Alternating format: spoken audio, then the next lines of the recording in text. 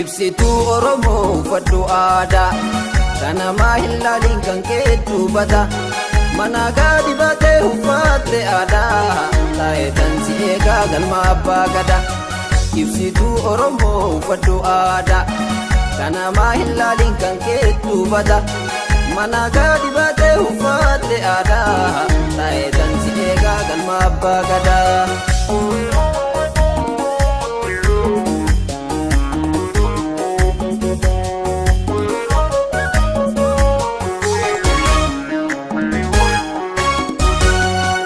Sitti buutee bareedni kee addaa ajaa'iba rabbii numa miidhagdaa abboota irraa dhaalte waa'ee uffata aadaa onnee koo qabbuutee na fayyifte madaa.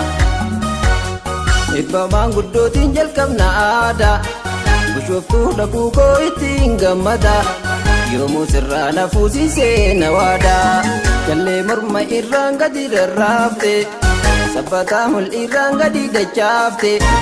Adda keerraa ifaa kan warqii caalu Oromoo tahuu kennu hin wallaalu sabboontuu magaalee iftuu halaala onnee ganna buutee hunduma jaala xiqqoonaa hayyamii ijumaan si laala obseenan teessisuu garaan jaalala.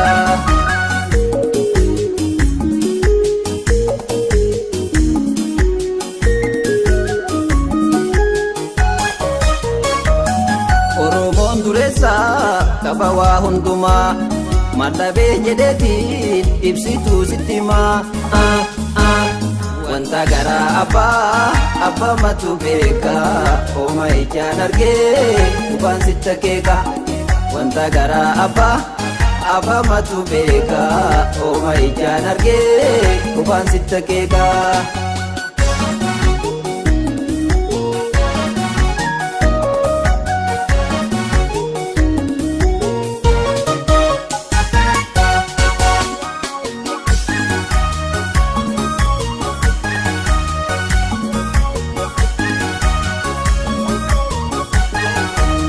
Ibsituu Oromoo uffadhu aadaa kana maa hin laaliin kan keetu bata mana gadi baatee uffatte aadaa taa'ee tansi eegaa galma abbaa gadaa.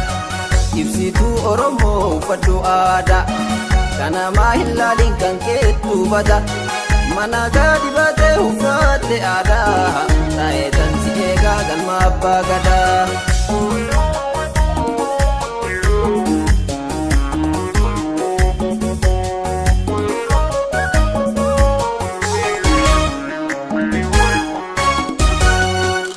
Sitti buutee uumamni kee addaa bareedduu Oromoo inuma miidhagdaa atuu isii tana eenyutu si caala narraayis fagaatee hin taa'in halaala atuu isii tana eenyutu si caala narraayis fagaatee hin taa'in halaala.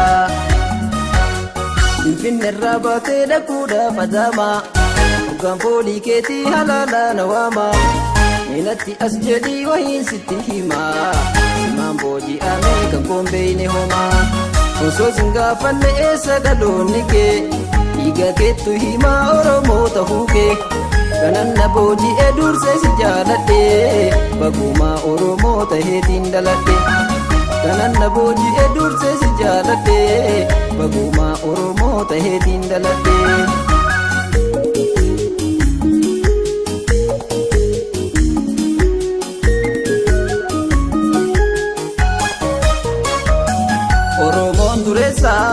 Kaba waa hundumaa madhabee jedheetiin ibsituu sitti himaa wanta garaa abbaa matu beeka ooma ijaan argee qubaan sitta keeka wanta garaa abbaa matu beeka ooma ijaan argee qubaan sitta keeka.